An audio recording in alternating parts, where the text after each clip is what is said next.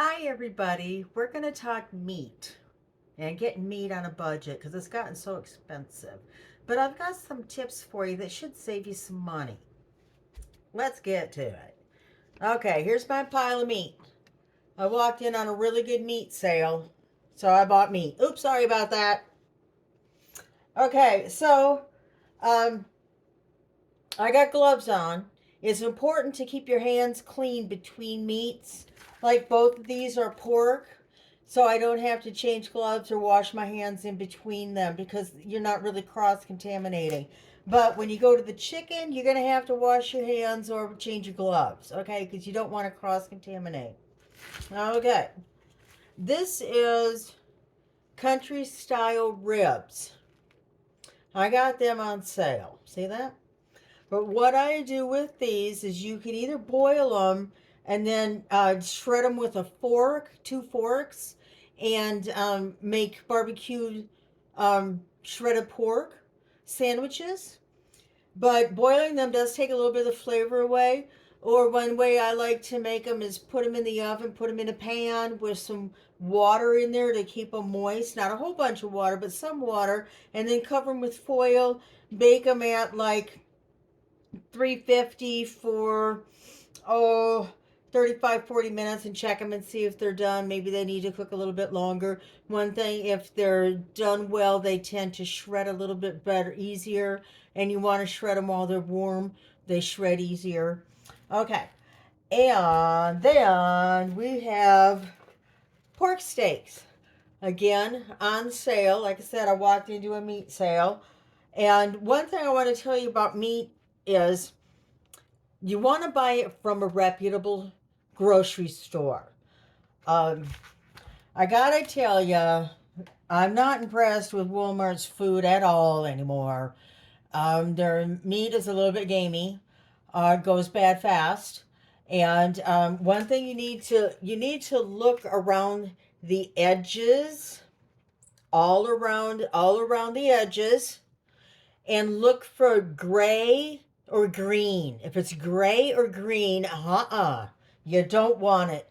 Now, one thing, eating gray or green meat, that's meat that's gone bad. And you have to ask yourself, do you want to feed your family meat that's bad? Because you can flavor it up and serve it to them, but they may all end up in the hospital. Okay. Is that worth it? Absolutely not. So you don't want to use any meat that is gray or green. It's bad. Okay. So what I do with these pork steaks is I just put seasoned salt on them and bake them in the oven. That's all I do to them. And gosh, what do I bake them at? Like 400 for, I don't know, 10 or 15 minutes. I check them after 10 minutes, see if they're done. Um, Pork, you don't want pink. You want it to be white. You want it to be, or a gray. You want it to be done, not pink. And then it's safe to eat. I wouldn't eat pink pork. Okay. And then the chicken breasts, I was going to cut these. I didn't open these, so I don't have to change my gloves. But I wanted to show you. Okay, if you buy the packages that weigh like 3.5 pounds, those are pounded thin. Those breasts are pounded thin. And there's some kind of chicken now it's grainy, it's stringy, it doesn't cook up the same, it's not the same. So I buy it from a reputable grocery store, and I was going to show you. We'll show you here. Come on, you want to cut, you want to cut. There we go. They're much thicker. See, they're much thicker and bigger than what you get when you buy the packages that are pre-frozen, that are just 3.5 pounds of chicken breasts in there. These are much bigger. Like this is going to feed a man, or half of it, or half to three quarters is going to feed the woman, depending on how hungry she is. This could feed a couple of kids. Like, cut it in half. This could feed your teenagers, maybe not a teenager boy, But and then you could even cut it in chunks for little kids and make it go even further. It's going to go further than the chicken breasts that are frozen and pounded flat. They don't go very far, and they make much nicer pieces for like chicken tenders and casseroles that you have chicken chunks in. This just makes it much nicer. And then I freeze them one separately, one at a time. I just roll it in plastic wrap, and I roll it, wrap it around 2, 3 times, maybe 4 times, because they're going to be in the freezer for a little bit. But I just freeze them each one individually, and then if I need to take out two of them, I will. But the one usually goes far enough. You might need two for a casserole, one big one small one, maybe.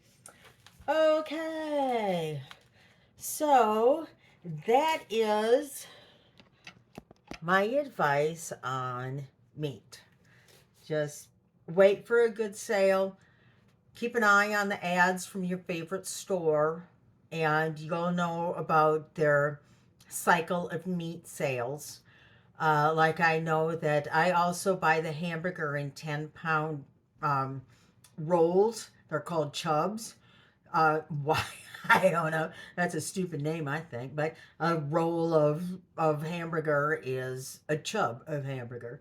And I buy the 10-pound chub or tube of hamburger, and then I cut it up into ten pieces so that they're a pound each. Um, those 10-pound rolls are usually like um, 21 inches or 23 inches long. It's not quite even.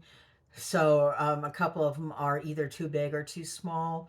If they're too small, you can use them for like making a hamburger or cheeseburger pizza, because you don't use a whole pound for a pizza. Or if you have a larger than 1 pound and you don't know what to do with that, make meatballs, for meatballs and gravy or meatballs and spaghetti, meatball sandwiches.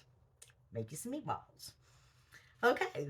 Oh, another thing I was going to tell you, you can do with pork steaks, or just any kind of steak, you can do it.